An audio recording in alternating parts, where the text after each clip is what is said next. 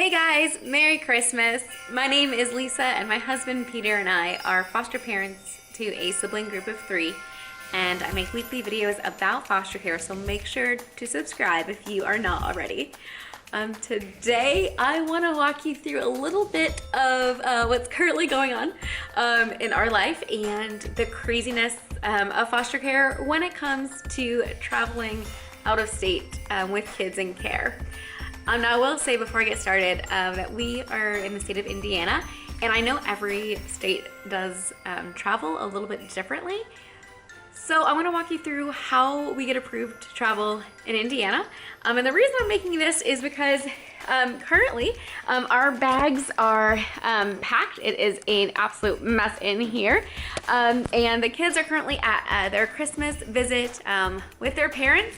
And we are set to leave in about 15 hours to go to see Peter's family for Christmas. But we don't yet have the necessary paperwork that we need to travel. So I'm freaking out a little bit. So I want to walk you through the general process, and then kind of for this specific travel, what's going on and maybe where some of the delays and the hiccups have been. Now, in Indiana, you do have to ask your family case manager, and you ask them and you say, hey, like, these are the dates that we are looking to travel. Can you check with parents and see if those dates are okay? Now, the sooner you can get those dates in, definitely the better, because then the FCM is gonna go to the parents and say, hey, parents, these are the dates that placement is looking to travel, thumbs up or thumbs down. Parents will respond. Normally our FCM gives them about like a week to respond. So again, this is why you want to get this process started as soon as you possibly can. The parents, give their answer yes or no, and if they say no, then it does go to the judge. And then the judge is going to look at everything and weigh it and then sign off, yes or no, that the kids can travel. Now, this is our 7th out of state trip, and I will say that the first one, I probably asked a little bit too late. I think I asked like a month and a half in advance, thinking like that was plenty of time. And for that one, we did not get approval until just a few days before. And if the children do not get approved to travel, then those children would go in respite care. So it's another foster family, or even in the state of Indiana, they do allow, if you have friends that are going to get the background checked, get fingerprinted, they do allow that, at least in our county. We've had that before where my mom or even a family friend has stayed at the house when Peter and I had been traveling for a weekend. So that is always an option to put the kids in respite.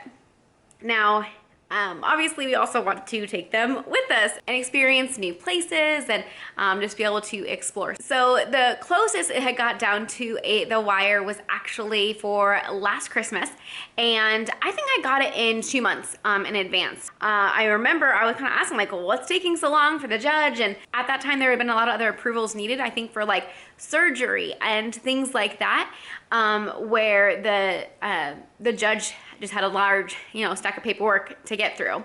I remember asking like, well, should we be concerned? Like, I have all the Christmas presents for all my nieces and nephews at this point. And at that point they were like, no, judge, should approve travel. Don't worry about it. Don't worry about it. Well, this year we're seeing my husband's side of the family. So we are planning to leave 15 hours from now, and we still do not have exactly what we need.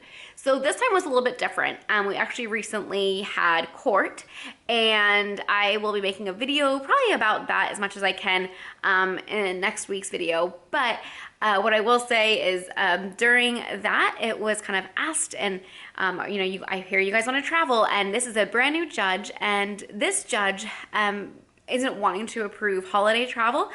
He wants to make sure that the kids are getting, their Christmas visits with their parents. And I totally get that. And so, even before this judge, wanted that. Like, we had already worked it out with the visit supervisor so the parents could have plenty of parenting time before and after our travel. And I scheduled their travel around their visits, so they would only be missing one visit. And now their schedule has actually changed for visits, so they're technically not even missing like any time. So it's just like not on, Christmas Day. So going into court, we really didn't know, what the results were going to be. And I was like, wow, at this point, it was only like a week before we were set to leave. And I was like, how in the world are we gonna find respite for all three kids to stay together? Because the family that I normally have watch, they are traveling out of town. So I just didn't know what I was gonna do. I spent many nights not losing sleep over it, and like, okay, we want the kids to go. And at that point, we did not tell the kids that we were going to travel. However, the oldest now can read, and she read it on the calendar, and she's like, oh, we're going to Minnesota. And I was like, well, you're not supposed to know that. So it's actually, we're not sure if we are or not. I don't really tell them the process to, get approved, because that is not something that they need to be concerned with and thinking about. That is my responsibility. So I've taken on a lot of worrying. And so last week, the judge did say in court, after hearing our side, after hearing parents, and honestly, Dad was really awesome. He basically was like, yes, I, don't want them traveling out of state, but if Peter and Lisa are going, then the kids need to go with them. So I really appreciated that, because he also doesn't want them to, be with strangers over Christmas. So that was like absolutely amazing. I don't think if Dad didn't say that, I don't know if we would be approved to travel. So we are approved to travel. However, we're also supposed to have a letter from the judge with the dates of travel and with the judge's signature. So that way, if there is an emergency and we are in a different state, we have the approval to be there with the kids. And we don't yet have that paperwork. And like I said, we are set to leave in 15 hours. So we're planning on waking up super early and getting a good start, because I don't know if you heard this yet, but there's a huge snowstorm coming to the Midwest, and we are trying to get ahead of that snowstorm. So I really like to, get on the road when I plan, because if we don't, I don't know if we'll make it. And we have such a short amount of time, because like I said, I do try to plan the travel around their visits to make sure that they don't miss visits, or if they do, to work with the visit supervisor to make up that time. So for today, of course, our family case manager, she is on vacation, which is great. She should definitely be taking vacation around Christmas. She needs it. But what that means is I am not able to get a hold of her to have her check on where this paperwork might be. So I've now reached out to 3 different people that hopefully can, get stuff going. I've just left messages with them, and we'll see. We might get the a response that says, well, because the judge said it's okay, the paperwork will catch up with you. I don't know. So this is a little bit different than last year. Like last year, we didn't even have like any inclination on when we were going to travel.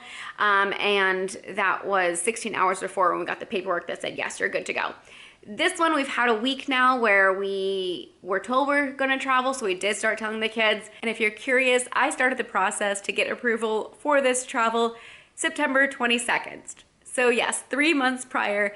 Guess it still wasn't enough time. I even said I'm trying to avoid what happened last year with knowing 16 hours before. So I'm trying everything. Can we get this going? And still, here we are now 15 hours before. I would love to hear how the process works in your state.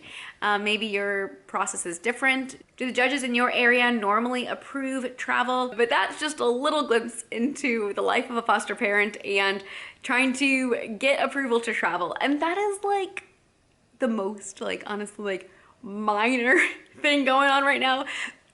My mind is just constant on whoo, whoo, whoo. go, go, go. I will definitely be sharing more with you after Christmas.